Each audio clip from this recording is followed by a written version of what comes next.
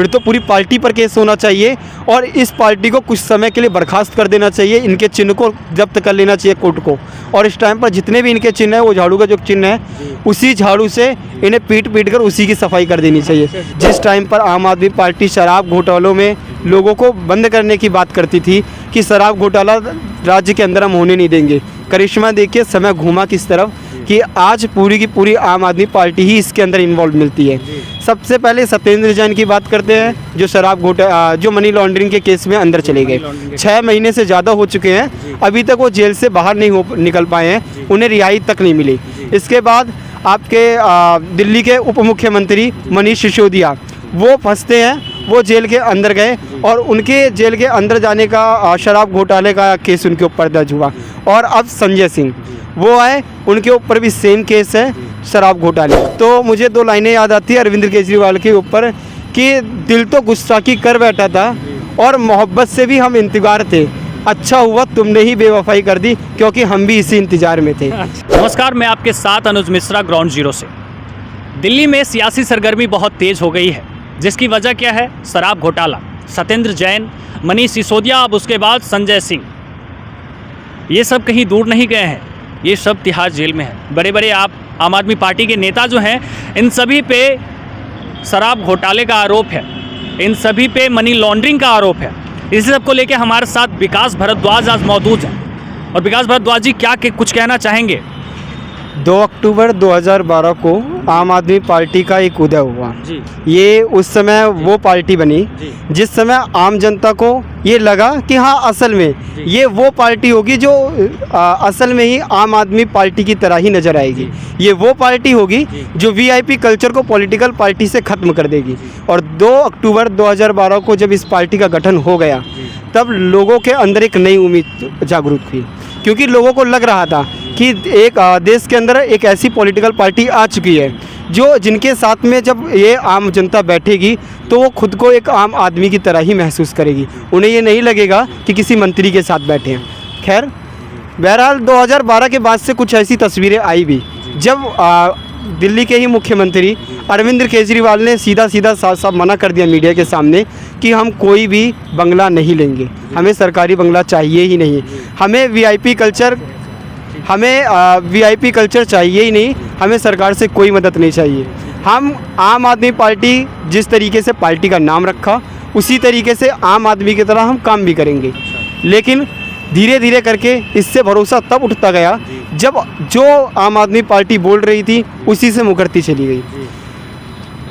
जिस बंगले को लेने के लिए मना किया, उसी बंगले पर 45 करोड़ के करीब पैसा खर्च कर दिया जाता है उनकी फैसिलिटीज़ के लिए, रेनोवेशन में, और 8 लाख से ज़्यादा उनके सिर्फ घर के पर्दों के लिए पैसे खर्च कर दिए जाते हैं। समय के साथ साथ समय तो बदला, लेकिन आम आदमी पार्टी भी समय के साथ साथ बदलती चली गई। शुरुआती दौर में लगा कि आम आदमी पार्टी शायद कुछ नया करिश्मा करके दिखाएगी और दिल्ली की तस्वीर असल में ही शायद स्विट्ज़रलैंड की जैसी हो जाएगी। और असल में ये था भी कि जनता का कनेक्शन आम आदमी पार्टी से होने भी लगा। आम आदमी पार्टी पहला इलेक्शन जीती भी और उसके बाद लगातार इलेक्शन जीतती गई, लेकिन जैसे जैसे इलेक्शन जीतती चली गई, धीरे धीरे आम जनता का विश्वास आम आदमी पार्टी से उठता चला गया। और आज जिस टाइम पर आम आदमी पार्टी शराब घोटालों में लोगों को बंद करने की बात करती थी कि शराब घोटाला राज्य के अंदर हम होने नहीं देंगे, करिश्मा देखिए समय घूमा किस तरफ कि आज पूरी की पूरी आम आदमी पार्टी ही इसके अंदर इन्वॉल्व मिलती है। सबसे पहले सत्येंद्र जैन की बात करते हैं, जो जो मनी लॉन्ड्रिंग के केस में अंदर चले गए। 6 महीने से ज़्यादा हो चुके हैं, अभी तक वो जेल से बाहर नहीं निकल पाए हैं, उन्हें रिहाई तक नहीं मिली।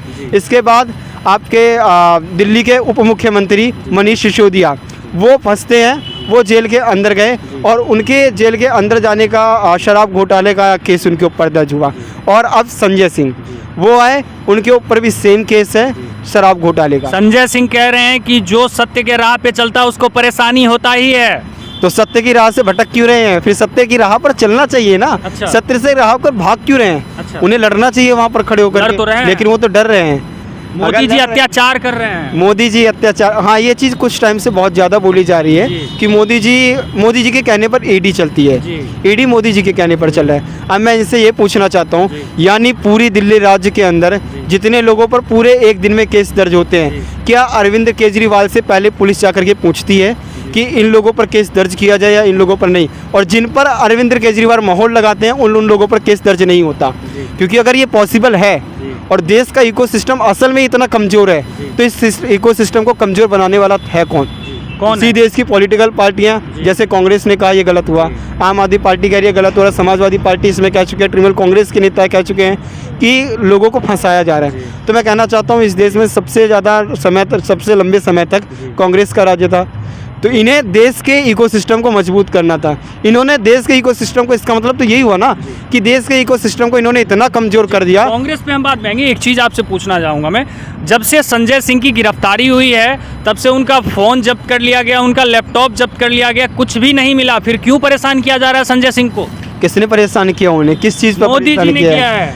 इस टाइम ईडी जो पूछताछ कर रही है, अगर उसको वो सोचते हैं कि परेशान किया जा रहा है, तो इसका मतलब ये है कि जो ईडी सवाल कर रही है उनके पास जवाब नहीं है। जब कुछ नहीं मिला फिर रिमांड क्यों मांगा गया 8 दिन के लिए संजय सिंह के लिए? सेम इसी तरीके से सत्येंद्र जैन के केस में कहा गया था कुछ नहीं मिला और सुप्रीम कोर्ट में एक याचिका दायर करी गई कि इन्हें रिहा कर दिया जाए। सुप्रीम कोर्ट के पास से एक जजमेंट निकल कर आया और स्टेटमेंट ये आया कि सत्येंद्र जैन का मनी लॉन्ड्रिंग के केस से लेकर के कनेक्शन जुड़ते हुए दिख रहे हैं। तो और वो 2 लाख रुपए जो था वो हवाला का पैसा नहीं था, वो तो ऐसे ही गिफ्ट था।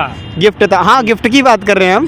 तो आप क्या ये कहना चाहते हैं कि नहीं सुप्रीम कोर्ट जो भी स्टेटमेंट दे रहा है वो सब गलत है, हमारी कोर्ट गलत है? आप क्या आप कह रहे हैं? आम आदमी पार्टी कह रही है ना। तो सुप्रीम कोर्ट की स्टेटमेंट ये कहती है कि जो भी अभी तक ईडी ने हमें प्रूफ ला करके दिए हैं उन सभी से साबित होता है कि कहीं ना कहीं इनके कनेक्शन रहे हैं और अभी हम उन्हें रिहाई नहीं कर सकते, सत्येंद्र जैन के। और अभी हम उन्हें रिहा नहीं कर सकते क्योंकि जब तक इस चीज़ का केस पूरी तरीके से सॉल्व नहीं हो जाता तब तक हम आगे कोई भी कमेंट इसके ऊपर नहीं करेंगे और ना ही रिहाई करेंगे। सत्येंद्र जैन, संजय सिंह अब इस केस में फंस चुके हैं पूरी की पूरी। और पहली चीज़ तो मुझे लगता है पूरी आम आदमी पार्टी के ऊपर केस दर्ज होना चाहिए, ना कि कुछ नेताओं पर। ये आप बिल्कुल बात सही कर रहे हैं। ईडी ठीक तरीके से, सही तरीके से, पूर्ण रूप से कोई भी तत्व रख ही नहीं पा रही। मैं पूरी तरीके से ईडी को गलत मानता हूँ। मैं आपके साथ कहने के लिए तैयार हूँ ईडी गलत है। ईडी गलत इसलिए भी है क्योंकि जिस टाइम पर पूरी आम आदमी पार्टी के ऊपर केस दर्ज कर देना चाहिए था, ईडी ने सिर्फ कुछ नेताओं पर केस दर्ज किया। इतनी कमज़ोर कैसे हो सकती है ईडी? ईडी को पूरे नेता को, पूरी की पूरी आम आदमी पार्टी पर केस दर्ज कर देना चाहिए था।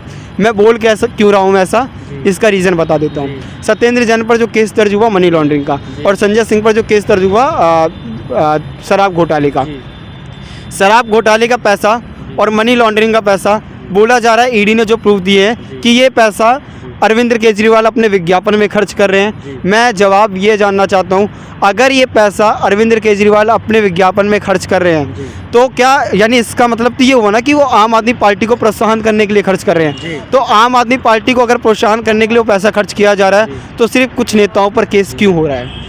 फिर तो पूरी पार्टी पर केस होना चाहिए और इस पार्टी को कुछ समय के लिए बर्खास्त कर देना चाहिए, इनके चिन्ह को जब्त कर लेना चाहिए कोर्ट को। और इस टाइम पर जितने भी इनके चिन्ह है, वो झाड़ू का जो चिन्ह है, उसी झाड़ू से इन्हें पीट कर उसी की सफाई कर देनी चाहिए। क्योंकि इन्होंने ये गंदगी पहुंचाई है दिल्ली के अंदर कि दिल्ली की जो तस्वीर बदलनी चाहिए थी, उस दिल्ली की तस्वीर को इन्होंने घोटालों से भर दिया, इन्होंने मनी लॉन्ड्रिंग के केसेस से भर दिया। आज दिल्ली की जनता भरोसा नहीं कर पा रही कि किस नेता पर भरोसा करें। आपको पता है न्यूयॉर्क टाइम्स में दिल्ली के सीएम का तारीफ किया गया, उनके शिक्षा व्यवस्था का तारीफ किया गया है। और जहाँ तक मोदी जी की बात है तो केंद्र में मोदी की सरकार है, भाजपा की सरकार है, तो ये अत्याचार कर रही है आम आदमी पार्टी के साथ और इंडिया अलायंस के साथ मोदी जी। कुछ लोग ये कहते हैं कि हमारे देश की कैपिटल ने, यानी दिल्ली, उसने बहुत तरक्की करी है अरविंद केजरीवाल के टाइम पर। तो सही बात। और मुझे लगता है कि 2012 में जब इनका गठन हुआ, 2014-13 के आसपास ये मुख्यमंत्री बने हैं और दिल्ली की तरक्की अरविंद केजरीवाल की वजह से नहीं, मोदी जी की वजह से हुई है। क्यों? क्योंकि आपको ये पूरा अच्छे तरीके से पता होगा, पूरी दिल्ली का नियंत्रण केजरीवाल के पास नहीं है।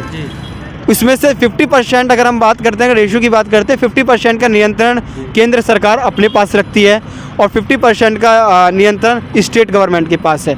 इस टाइम पर पूरा की पूरा एफर्ट भी इस टाइम सेंट्रल गवर्नमेंट ने ही किया है। इसकी असली तस्वीर तब खुलकर आती है जब 2019 में कोरोना पैंडेमिक छाया। उस टाइम पर अरविंद केजरीवाल की पूरी पोल खुलकर आ गई सामने कि असल में उन्हें सपोर्ट करने वाला था कौन। उन्होंने खुद ही लिखित में चिट्ठी लिख करके अमित शाह जी से हेल्प मांग रहे थे कि हमारे पास पैसा ख़त्म हो चुका है। अच्छा। हमें पैसा चाहिए। मैं ये पूछना चाहता हूँ, जिस समय पर आपकी देश की राज्य को ज़रूरत आपकी थी, आप वो चाहती थी आप उनकी मदद करें, उस टाइम आप अपना पैसा विज्ञापन में खर्च कर रहे थे। आपको तब ज़रूरत पड़ी अमित शाह से हेल्प लेने की।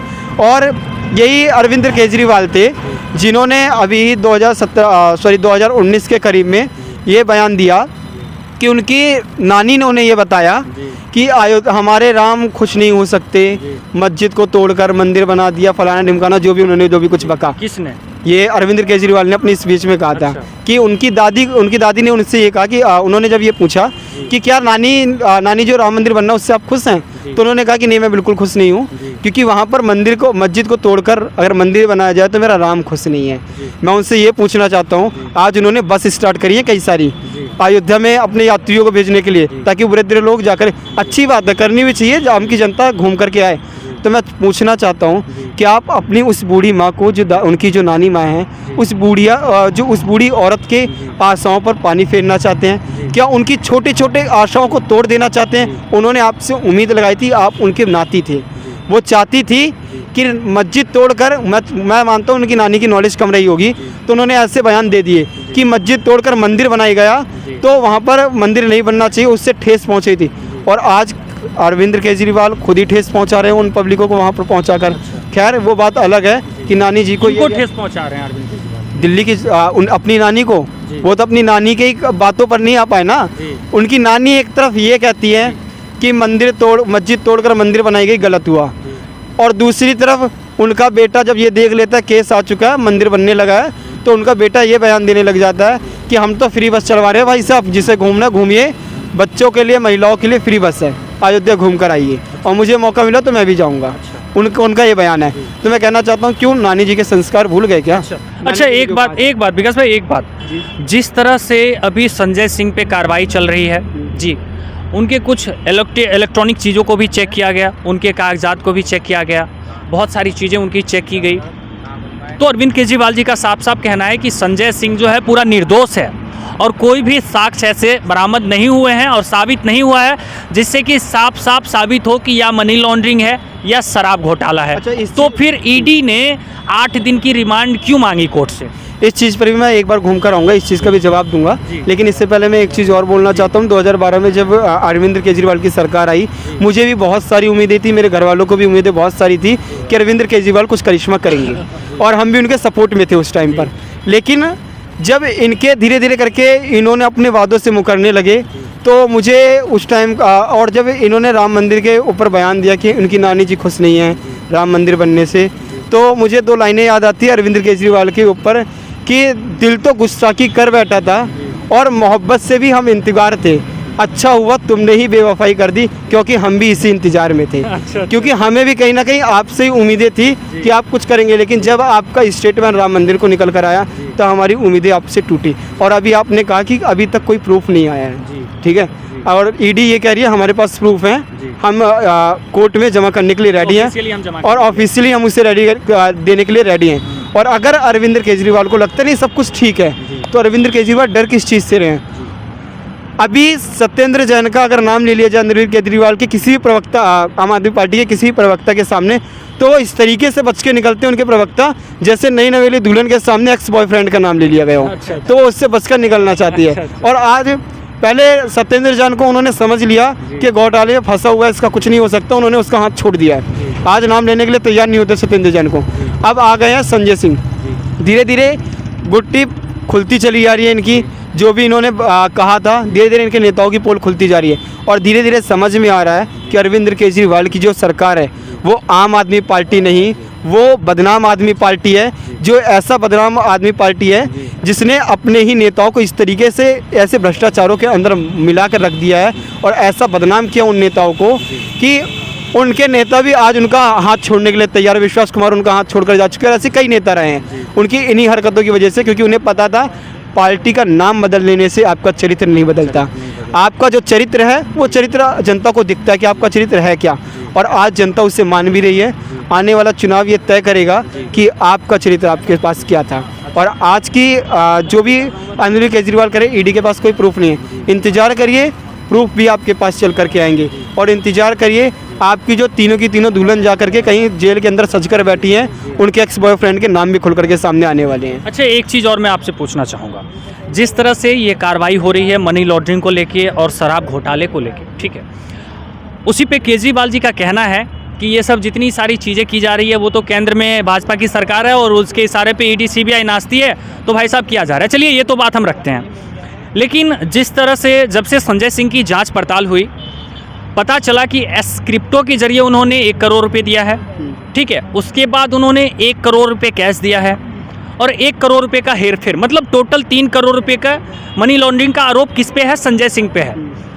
जब संजय सिंह को ईडी ने अपने कस्टडी से कोर्ट में पेश कर रही थी, तब संजय सिंह से पूछा गया कि ये आरोप सही है, तो संजय सिंह कह रहे हैं कि मोदी जी तो हम पे अत्याचार कर रहे हैं। तो ये बात कहाँ से कहाँ तक सही है और कितना सही है? माफ़ करिए, थोड़ी देर पहले मैं आपको ये बताना भूल चुका था कि संजय सिंह पर जो केस दर्ज हुआ है वो ईडी ने यूं ही केस दर्ज नहीं किया है।